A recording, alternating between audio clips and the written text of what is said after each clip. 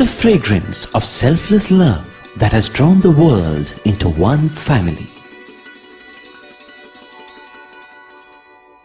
The truth of an eternal message that has been revealed through every act and word. The fulfillment in service that has been taught by relentless sacrifice. The Lord's own life is indeed His message.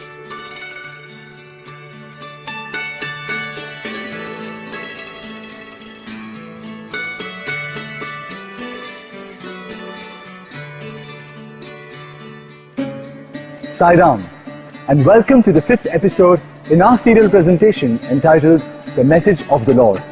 That is being offered as a prelude to the forthcoming celebrations of the 85th anniversary of the avatar of the Kali age, who is none other than our beloved Swami.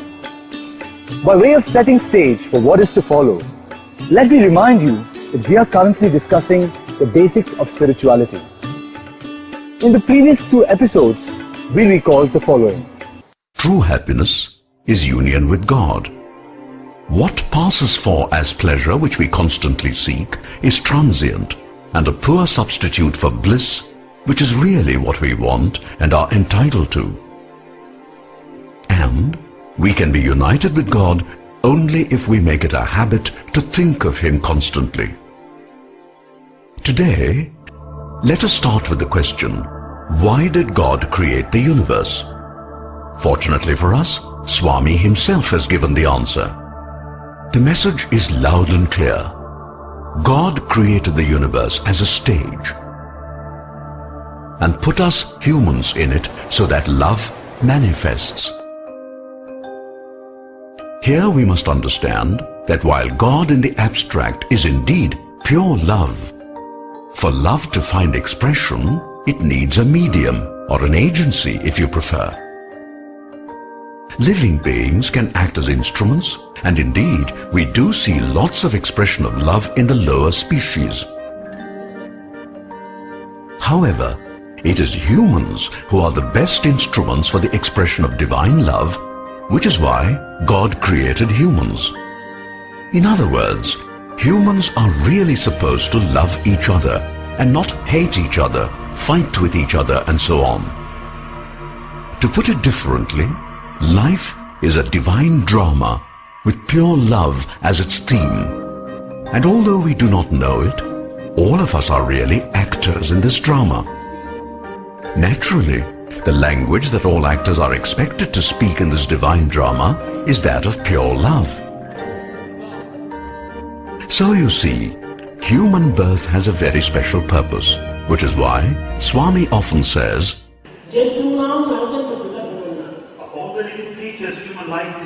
thus, the constant reminder from Swami is, human birth is special and privileged and is not to be wasted the way most of us tend to. Unfortunately, however, most people are not conscious of what God really expects of them. With the result, the divine drama does not play out the way it is supposed to. Basically, humans mess it up by replacing pure love with anger, hate, greed, conflict, war, and what have you. So, what has gone wrong? Did by any chance God write an imperfect script for His divine drama? Not really. God, being the supreme playwright and the ultimate director and producer, cannot be expected to make such elementary mistakes. On the contrary, He did something most unusual. First, He created the stage called the universe. And then He put the actors in it, that is to say, us humans. Now, the actors in a drama are normally given a script and asked to speak their lines according to it. However, God did it differently. He just said to humans, here is the stage, and you let the play evolve. your basic guideline is that whatever you do must always be based on pure love. Let us see how you handle this challenge. So that was what God did, but things did not quite go the way they were supposed to. What is it that equals the sun in its brightness? It is rhythm, the absolute changeless truth. In the beginning, humans seemed to remember the instructions, and most people did base their actions on Satya and Dharma. However, slowly but surely, humans began to forget the purpose for which God put them on earth. Indeed, even great sages felt tempted by the attractions of the world. There were also other things that made people forget the language of love. For example, the Mahabharata tells us that the Kauravas became very greedy and treated the Pandavas, grabbing their kingdom via a rigged game of dice.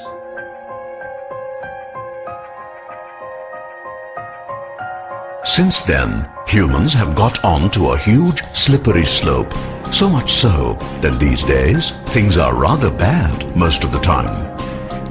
It is because humans quickly forget the instructions of God and get into all sorts of troubles that God incarnates in our midst from time to time in order to help us out. But we shall come to that a little later. Meanwhile, let us deal with the following question. Why do humans mess up God's play? How come they forget what God, the loving Father, has told them? The answer is that it is all due to the human mind.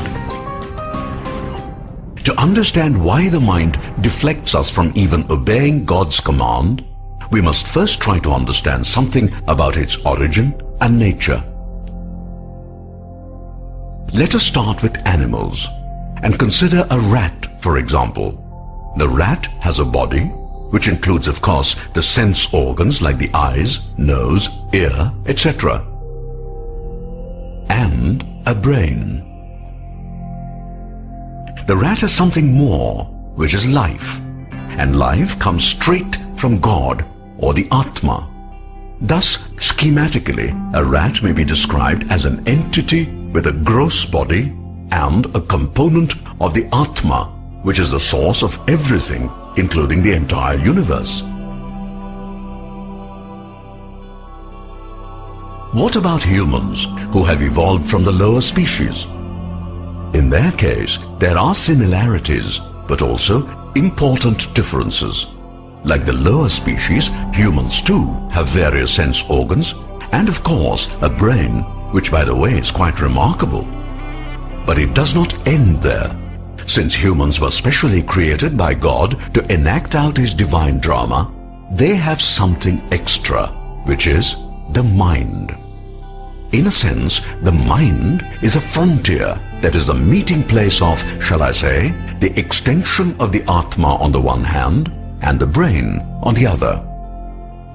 Having descended in a sense from the Atma, the mind is extraordinarily powerful. In fact, Krishna himself says so.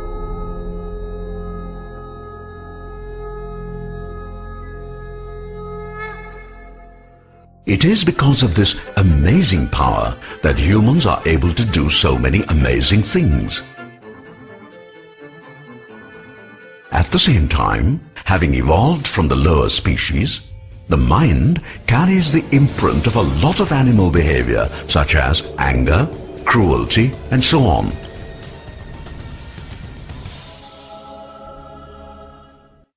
In short, when humans try to play out God's instructions in the divine drama, what actually happens is decided by how the mind of every single human responds to two different forces. One force pulls the mind towards the world and all it has, while the other force tries to pull the mind towards God. The result in each case is determined by how much influence the heart exerts to counter the pull from the side of the external world. It is important to understand this point clearly. For this alone explains why some people are good and others are not so good. In the case of a person who is good, the influence of the heart is strong. It illumines the mind strongly. The result is that the good in the person is able to defeat the forces of evil within, and the individual emerges as a virtuous and spiritual person. If, on the other hand, the mind of the person gets polluted by the external attraction, then the negative forces lurking in the mind manage to shut out the light of wisdom and knowledge emanating from the heart. Eventually, the person becomes a cross between an animal and the devil.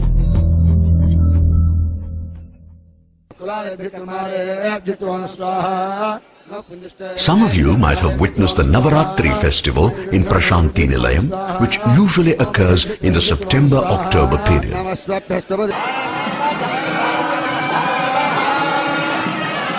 The festival lasts 9 days and is in celebration of the universal mother who is worshipped during that period.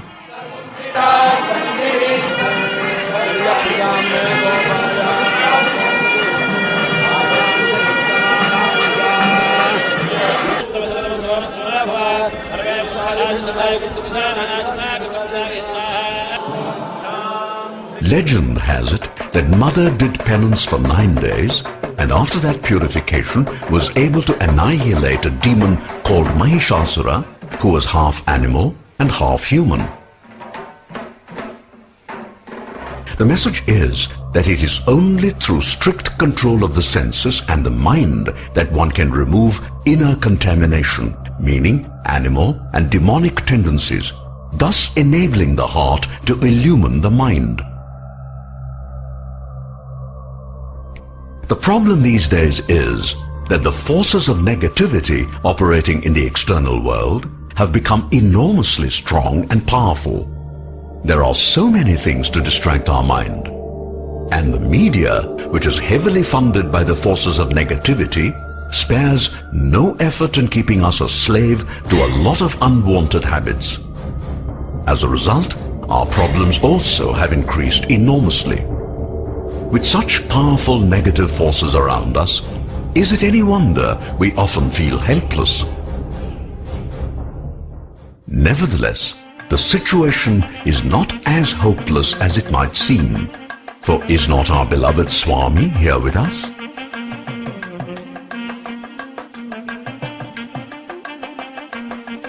In the Gita, Lord Krishna assures humans that whenever humanity is in distress, he would come back, and he has kept his promise. Not merely has a Lord come back as our dear Swami, but he also constantly reminds us, why fear when I am here? And if that is not enough, he also tells us again and again, I am in you, with you, above you, below you, around you.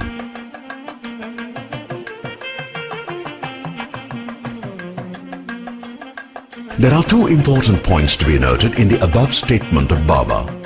Firstly, he is there right within us. That is to say, he dwells in the heart of everyone without exception. What it means is that the first place we must look for Swami is right in our heart. The second point about the statement of Swami mentioned earlier is that he is omnipresent. That is to say, he is everywhere, in everything, and all the time. That is something we should never forget. To stress the point that the heart of humans is the permanent residence of God, Swami sometimes recalls the story of Draupadi in distress. Just to remind you, after the Pandavas were defeated and lost everything in a fraudulent dice game against the evil Kauravas, Draupadi, the wife of the Pandavas, was dragged to the court to be publicly humiliated by disrobing. ద్రౌపదికి పరాభవం జరుగుతున్న సమయంలో when Draupadi was humiliated, అనేక విధములుగా ప్రార్థించింది కృష్ణుణ్ణి. she prayed Krishna in several ways. ఆపద్బాంధవ, అనాథ రక్షక, Brindavana Vihari, the one who goes around సంచారి, ఏమేమో నామములంతా చెప్పింది. She called God in several names. The one who belongs to Vrindavana, the one who stays in Gokula. కృష్ణుడు రాలేదు, ఆమె యొక్క ఆపత్తును సంరక్షించలేదు. Krishna did not respond. He didn't come to her rescue. కడపటికి అలసిపోయింది, కూలిపోతూ She was just falling on the ground. హృదయవాసి అనింది. Ultimately said, "Oh, భగవంతుడు ప్రత్యక్షమయ్యాడు. she said, Hridayavasi, indweller in my heart, God manifested there." Draupadi కృష్ణుడిని ప్రశ్నించింది. Draupadi questioned Krishna. Krishna, "Oh Krishna, ఎన్నో పర్యాయములు నేను ప్రార్థించినప్పుడు అందు రాలేదు. I prayed to you repeatedly. You did not respond. కానీ But నేను కూలిపోయే సమయంలో పిలిచినప్పుడు తక్షణమే వచ్చావు. I was about to collapse, fall. You manifested దీనికి there. కారణం ఏమిటి? What is the reason?" ఇది భక్తులకు అందరికీ సరైన జవాబు. Now this answer is appropriate to all devotees now. Draupadi, Oh Draupadi, నన్ను బృందావన విహారి అన్నావు. you call me as Vrindavana Vihari. నీలో ఉన్నటువంటి నేను తిరిగి బృందావనం పోయి మరిగి రావాలి. నేను When you call me Vrindavana Vihari, I must go to Vrindavan and reach here. లేకపోతే నీ మాటకి ఏమాత్రం సత్యం ఉండదు. Because your statement will not be true if I act otherwise. మధురాపుర సంచారి అన్నావు. You said Madhurapura Sanchari. దగ్గర ఉన్నటువంటి వాడిని నేను మధురకు పోవాలి, నేను రావాలి. So I am so near, but I have to reach you via Madhura. Therefore it is a difficult task. హృదయవాసిని నేను. I am present in your heart. ఏ క్షణంలో నన్ను స్మరించినప్పటికీ నేను సిద్ధంగా ఉంటాను. You may think of me any moment. I am ever ready. కనుక నీవు లోపలని స్మరించు, You think of me within. మనసుతో స్మరించు, Think of me హృదయంతో వరించు. wholeheartedly. ఇది నీ యొక్క ప్రార్థన యొక్క సరైన జవాబు. This is the proper way to pray, and this is the answer. The story is fictional, no doubt, but Swami narrated it just to stress that we seldom look for God where He really is, right within us. That is a point we shall come back to maybe later, but for the moment there is another issue that must be addressed. The role and the importance of buddhi. People ask, if God is right within us, then how come many a time He hardly responds when we cry out even loudly? The reason for this is simple. The mind is linked to the heart via a hotline called the buddhi. If this line is not working properly, then God would not be able to speak to us when we are straying from the path of Satya and Dharma. It is when such a breakdown happens that the voice of conscience is not heard. Clearly, such breakdown or malfunction of buddhi is not desirable and must be avoided at all costs. And the best way of achieving that is through proper and routine maintenance. In other words, if buddhi is kept in working order, then whenever we call out, God would be able to hear our pleas immediately.